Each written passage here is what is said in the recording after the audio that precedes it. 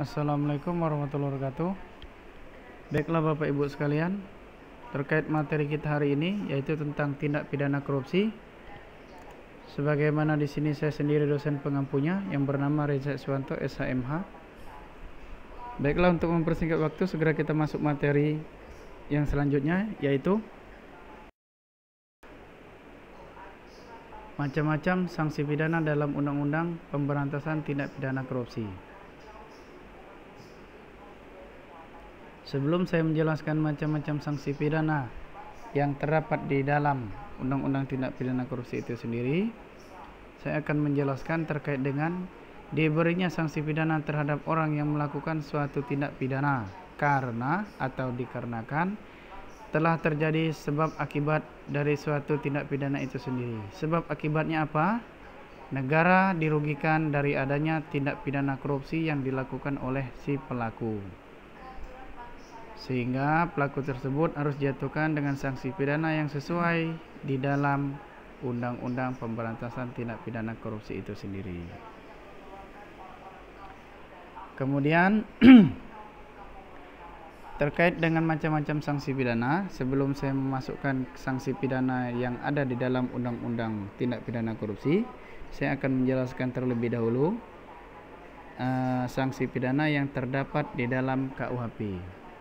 Di dalam Kitab Undang-Undang Hukum Pidana pada pasal 10 sudah jelas bahwa di situ terdapat dua sanksi pidana, yaitu pidana pokok dan pidana tambahan.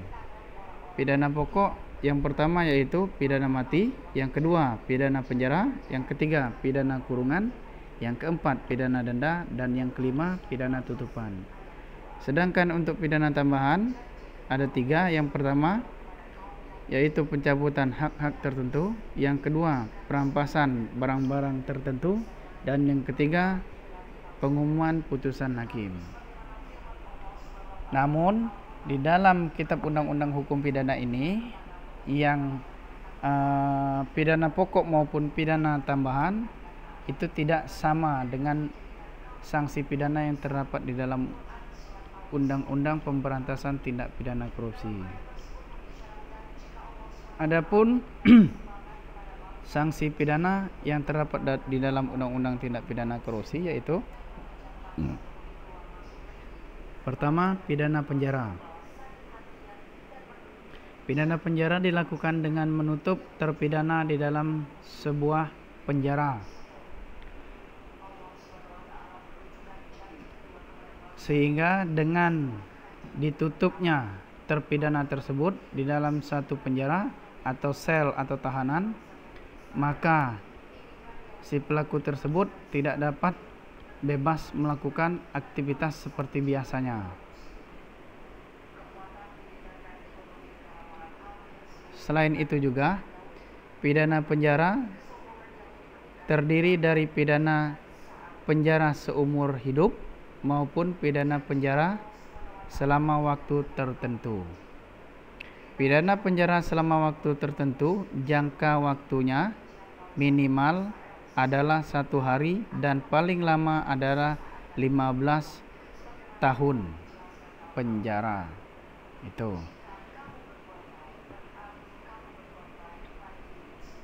Tapi biasanya untuk pidana tertentu ini termasuk juga di dalam pidana kurungan.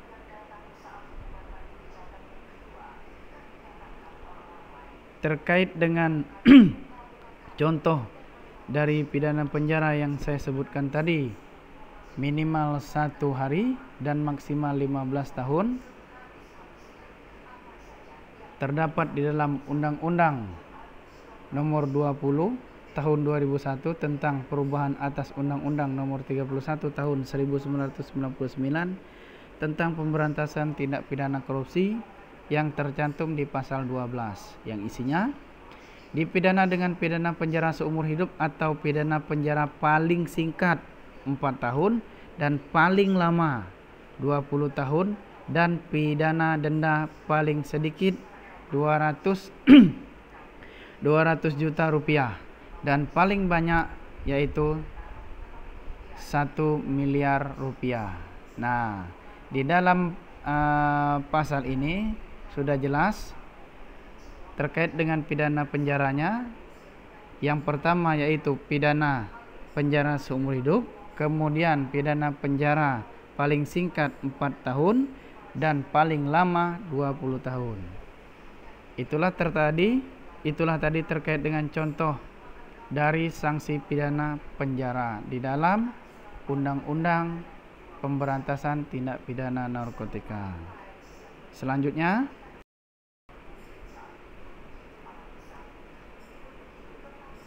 yang kedua yaitu pidana denda. Di sini dijelaskan oleh Sudarsono.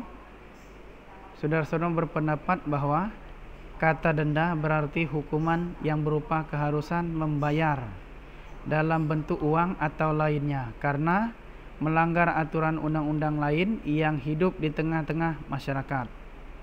Denda sebagai sanksi pidana berarti bahwa denda tersebut harus dibayar oleh seseorang atau beberapa orang sebagai akibat telah melakukan tindak pidana, termasuk juga dalam melakukan tindak pidana korupsi. Sebenarnya sanksi pidana denda ini termasuk sanksi pidana alternatif, dan biasanya yang dikenakan untuk sanksi pidana denda ini termasuk dalam sifatnya pelanggaran, bukan untuk tindak pidana. Baiklah, adapun contoh sanksi pidana denda di dalam Undang-Undang Nomor 20 Tahun 2001 tentang perubahan atas Undang-Undang Nomor 31 Tahun 1999 tentang pemberantasan tindak pidana korupsi terdapat di dalam pasal 8 yang isinya dipidana dengan pidana penjara paling singkat 3 tahun dan paling lama 15 tahun dan pidana denda paling sedikit 150 juta rupiah dan paling banyak 750 juta rupiah. Pegawai negeri atau orang lain atau orang selain pegawai negeri yang ditugaskan menjalankan suatu jabatan umum secara terus-menerus atau untuk sementara waktu dengan sengaja menggelapkan uang atau surat berharga yang disimpan karena jabatannya, atau membiarkan uang atau surat berharga tersebut diambil atau digelapkan oleh orang lain, atau membantu dalam melakukan perbuatan tersebut.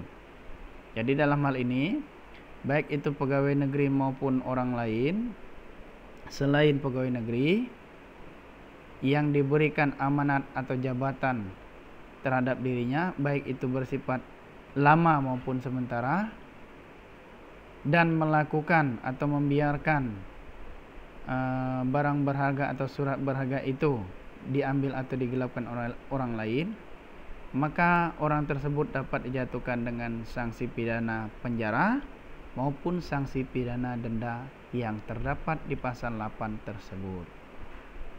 Jadi sanksi pidana denda sini ada dua.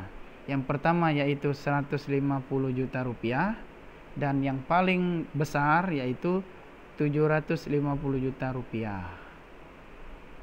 Selain di pasal 8, sanksi pidana ini juga terdapat di pasal-pasal lainnya yang di dalam yang terdapat di dalam Undang-Undang Nomor 20 Tahun 2001 tersebut. Itu tadi terkait dengan pidana pokok yang terdapat di dalam Undang-Undang Pemberantasan Tindak Pidana Korupsi. Kemudian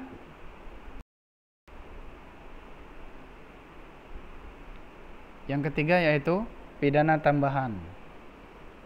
Pidana tambahan ini yang terdapat di dalam Undang-Undang Tindak Pidana Korupsi ada dua macam, yaitu pencabutan hak-hak tertentu dan yang kedua perampasan barang-barang tertentu. Dalam pencabutan hak-hak tertentu artinya ada hak-hak yang harus dipenuhi sebagai kewajiban dari terdakwa atas perbuatan yang telah dilakukannya. Kemudian perampasan barang-barang tertentu juga begitu juga. Biasanya untuk yang pelaku tindak pidana korupsi, perampasan barang-barang tertentu ini, yaitu barang-barang yang telah dikorupsikannya harus dikembalikan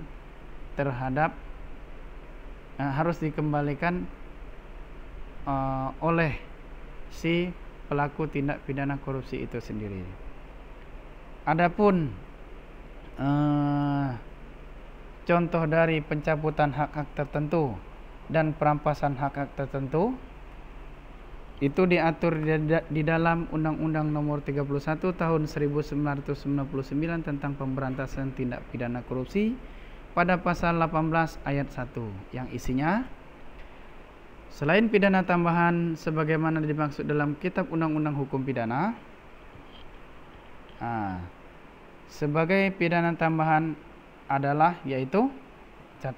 Perampasan barang bergerak yang berwujud atau tidak berwujud atau barang tidak bergerak yang digunakan untuk atau yang diperoleh dari tindak pidana korupsi, termasuk perusahaan terpidana di mana tindak pidana korupsi dilakukan. Begitu pula dari barang yang menggantikan barang-barang tersebut.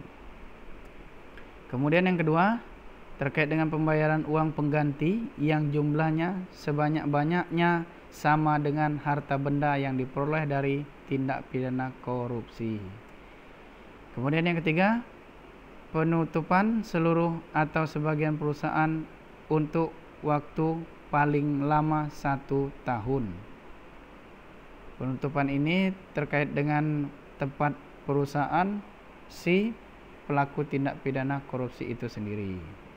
Kemudian pencabutan seluruh atau sebagian hak-hak tertentu atau penghapusan seluruh atau sebagian keuntungan tertentu yang telah atau dapat diberikan oleh pemerintah kepada terpidana. Jadi jika dia telah menjadi narapidana korupsi, maka hak-hak dia yang diberikan oleh pemerintah sebagai PNS, maka itu dicabut karena dia telah melakukan tindak pidana korupsi yang telah melanggar undang-undang tindak pidana korupsi itu sendiri. Baiklah, di sini ada 4 pidana tambahan yang tercantum di dalam undang-undang tindak pidana korupsi itu sendiri.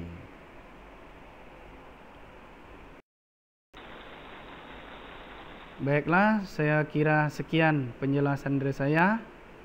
Kurang lebih saya mohon maaf. Apabila ada kata-kata yang salah, saya mohon maaf. Dan saya akhiri. Wabillahi taufiq wal hidayah. Wassalamualaikum warahmatullahi wabarakatuh.